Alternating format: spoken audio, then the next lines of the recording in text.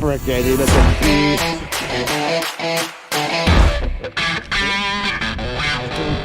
Yeah, good. Man, I thought we were gonna lose it right there.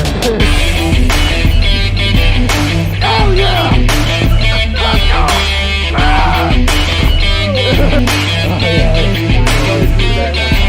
Son of a bitch, dude! Look!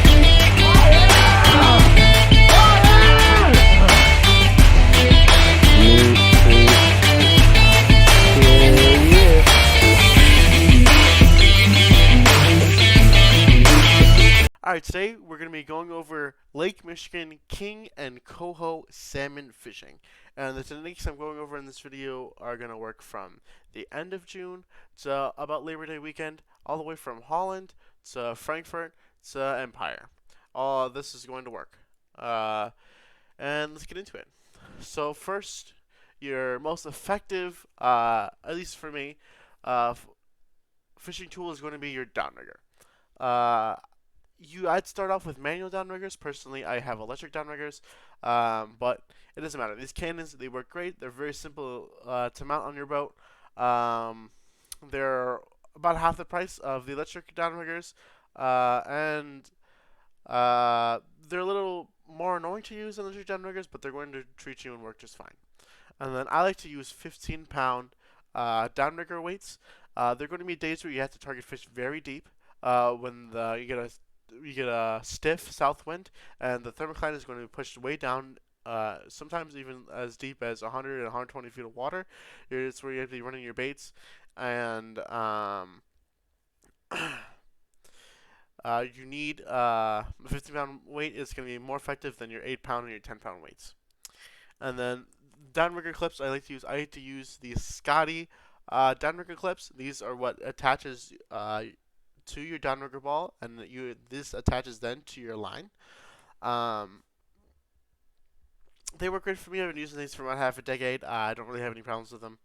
They're pretty good. And then we're going to go over the 3 types of rods you're going to need for Great Lakes salmon fishing. You're going to need downrigger rods. I'd personally only run 2 downriggers, so I'd buy 4 of these, and then so you have 2 backups. And then you need, I like the 8.6 medium to 25 pounds. That's what I run. And then your Dipsy diver rods. These are for braid dipsies. I run braid dipsies.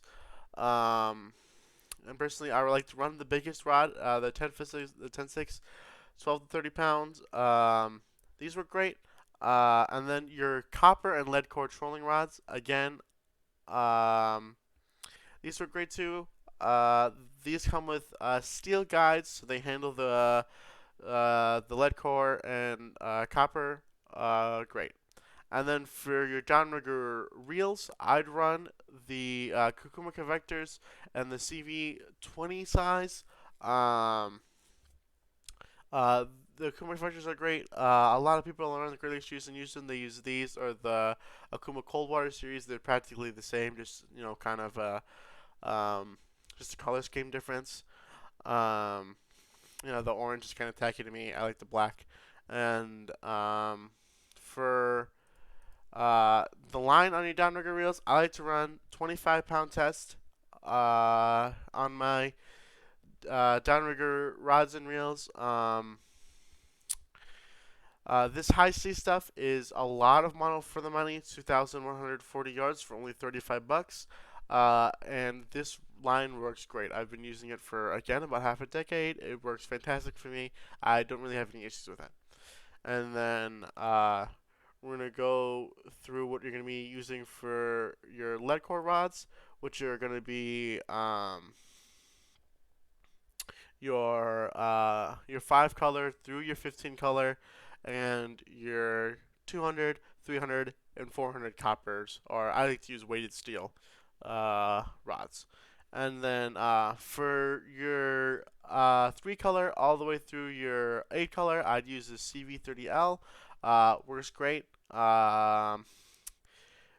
Fits enough line in there, more than enough. It's good. And then for your 300 and your 10 colors, 300 copper and your 10 colors, I'd use this is CV45L. It fits the line on there great. And then for your 15 color and your 400 copper, I'd use this CV55L. This works great for those applications. And then we're gonna go over the brands of lead core I like to use. I like to use the Suffix performance lead core stuff. You can get it in 12 pound. You can also get it in 27 pound. That's what I like to use. I like to use the 27 pound lead core, and then you can get it when 100 yards pools, and you get it in 200 yards pools. All you do is just count the colors onto your reel for how much you're gonna use, and then for my weighted steel, I like to use torpedoed weighted steel. This stuff works great for me. You can buy it in 200, 300, and 400 weighted steel, and I'd make 3 individual setups: your 200, your 300, and your 400, and then just use the whole spool on there, and it's nice and convenient. And then for backing on these, I'd use Power Pro. I like 30-pound backing. 30-pound, 300 yards. That works great. And then I go to the backing, and then I'd go to about a 3-foot, 60-pound mono stretch, and then that's where you attach your planer board. And then I'd go to my lead core or to my weighted steel or what have you. And then for the planer boards I like to use these Dreamweaver Ninja Speed Planers. Um, these smaller ones will work for your 3 colors to your 8 colors, and then for your 10 colors, your 300 coppers, your 400 coppers, I'd use these larger Dreamweaver Ninja Speed Planners.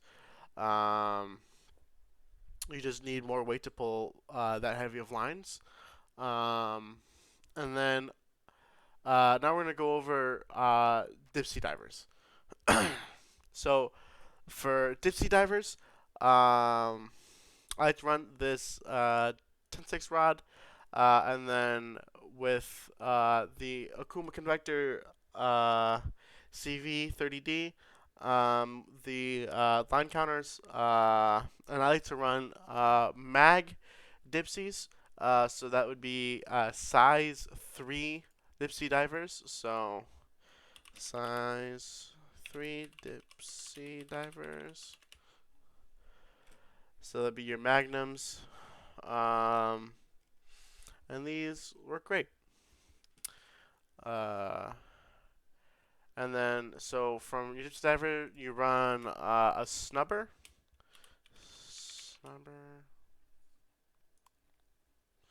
One of these.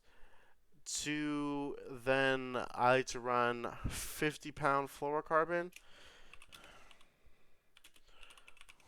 About like I'd say 6 to 7 feet of 50-pound fluorocarbon, and then 2 swivel, and then 2 your flasher fly or your meat rig. I like to run either flasher flies or meat rigs on my dipsy divers. I don't like to run plugs or spoons on them. And then speaking of those, we're gonna go to our 4 baits that we're mainly gonna be using. We're gonna be using spoons, flasher flies, plugs, and meat rigs. So for our spoons, I'm a moonshine spoon believer. The all the carbons, your carbon 14s, your raspberry carbon, your orange carbon, your silver carbon, they're all gonna work great. And then I like my green jeans. I like my Happy Meal. The Happy Moons meal spoon was probably my biggest producer this year. Let's see if I can find it. Control F Hap. Here we Happy Meal. This spoon was great for me. I think they also make a version of the Happy Meal with an orange back. I forget what that's called. But regardless, these spoons work. These spoons are great. They glow up fantastic. I'm a big moonshine spoons guy. And then for our flasher flies, I'm a big salmon candy flasher fly believer. Um, they make fantastic flashers.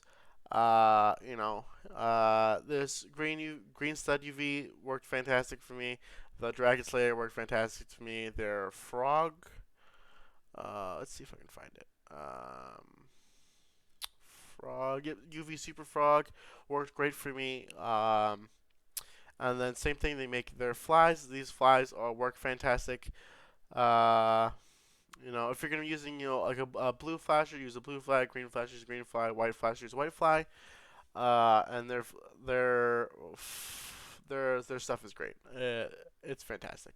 And then for our meat rigs, I like to use a 10 or an 11-inch um, double fin fish blade or other blades that look similar to this.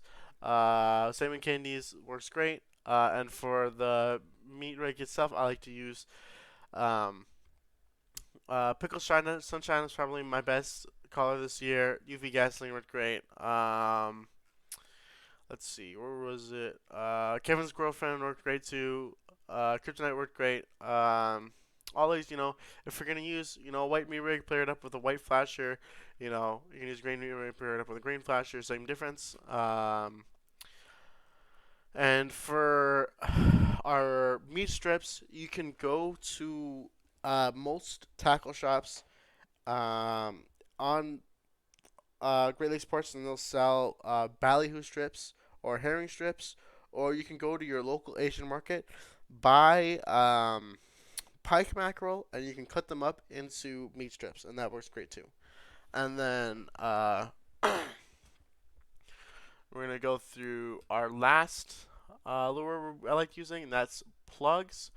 I like using ace high plugs. These were great. The double glow, fantastic. Let's see, ladderback. Yep, ladderback works great. Yellowtail works great. All these were good. For your plugs, I use them mainly in August. Uh, when the water warms up a bit, that's when salmon tend to hit plugs more, and I like to run uh, plugs a lot on my downriggers, especially when the fish are down deep. When the thermocline is down like 100 feet, that's when plugs work the best for me, and I can just go and just hammer fish on plugs. And yeah, that's about it for now. I know it's a lot of information. There's a lot to take in. It can seem really daunting to start, but all you have to do is just, for first time, I'd say buy a couple downriggers, and you can run everything on there. You can run meat rigs, plugs, spoons, flasher flies, everything on your downriggers, and that's how I'd start out.